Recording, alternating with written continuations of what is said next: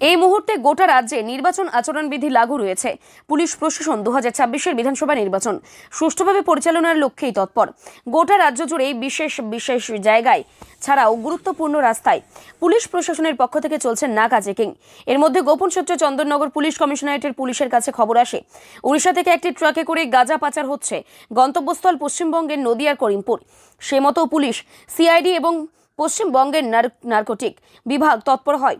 যৌথভাবে অভিযান চালিয়ে চন্দননগর শেখপুর মোড়ের কাছে পুলিশ দেখে ওই মাছের ক্রেট ভর্তি ট্রাক পালানোর চেষ্টা করে। পুলিশ একটি ট্রাক রাস্তায় আড়াআড়িভাবে রেখে রাস্তা আটকালে বিপদ বুঝে গাড়ি থামিয়ে দেয় মাছের ক্রেট ভর্তি ট্রাক চালক। পুলিশ গাড়ি তল্লাশি করতেই মাছের ক্রেটর ভেতর থেকে বেরিয়ে আসে গাঁজার প্যাকেট। 132 কেজির ওপর গাঁজা উদ্ধার করে কর্তব্যরত পুলিশ কর্মীরা। একই সাথে দুজনকে আটক করে পুলিশ। ধৃতরা হলেন 25 বছর বয়সী বিশাল সরকার, বাড়ি মুর্শিদাবাদ, এবং 38 বছর বয়সী সোনারুল খান, বাড়ি নদিয়ায়। জানা যায় উড়িষ্যার বালেশ্বর থেকে এই গাঁজা নিয়ে নদিয়ার করিমপুরে যাওয়া হচ্ছিল।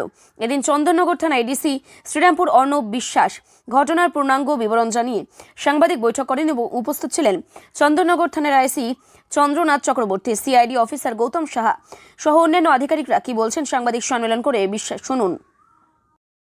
চারদিকে নাকা চলছে, তো অলরেডি সিআইডি এবং চন্দননগর পুলিশ কমিশনারেটের তরফে একটা সোর্স ইনফরমেশন ছিল গতকাল যে গাড়িতে করে কিছু কন্ট্রাব্যান্ড নার্কোটিক্স এখান থেকে পাচার হতে পারে। তো সেই মতো আমাদের দিল্লি রোড থেকে যে শেখপুর যে জায়গাটা আছে ওখান থেকে যে ফ্লাইওভারটা আছে এসে জিটি রোডের যে রাস্তাটা আসছে ওখানে কলুপুকুর মোড়ে নাকা চলছিল। সেইখানে আমরা কালকে একটা আইচার প্রো গাড়ি ডিটেন করি এবং তল্লাশি করে সেই গাড়ি থেকে টোটাল এখনো অবধি 132.86 কেজি মানে হিউজ অ্যামাউন্ট গাঁজা আমরা ধরি এবং এই গাড়িতে করে যারা নিয়ে যাচ্ছিল দুজনের নাম সেগুলো আমরা জানতে পেরেছি ওদের কাছ থেকে।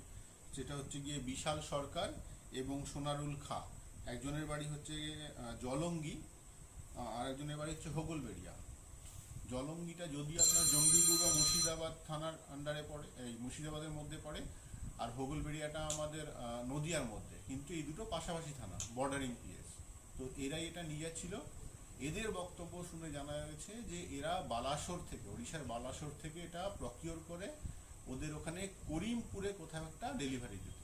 এটা এখনো অবধি প্রাইমারি ইনফরমেশন, আরও ইনভেস্টিগেশন চলছে, আরও অনেক কিছু তথ্য আমরা পাবো আশা করছি। এখান থেকে ওরা বাইপাস করে ওই সোজা রাস্তায় চলে এলো তো নবদ্বীপ দিয়ে, হ্যাঁ নবদ্বীপ থেকে করতে পারতো, আবার এখান থেকে কল্যাণী দিয়ে এই গাড়ি ঢুকবে নাকি?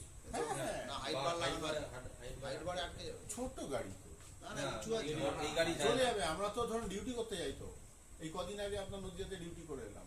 নদিয়া না, হ্যাঁ নদিয়াতেই তো। হ্যাঁ নতুন ইয়ে করে দিয়েছে তো।